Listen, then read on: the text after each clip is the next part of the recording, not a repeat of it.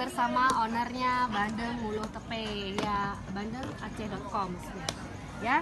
Di sini kita semua pengen tahu nih, kira-kira produk apa lagi yang akan launching setelah Mulu Tepe? Ya, tentu kita ke depan akan terus berinovasi ya. Salah satunya supaya apa?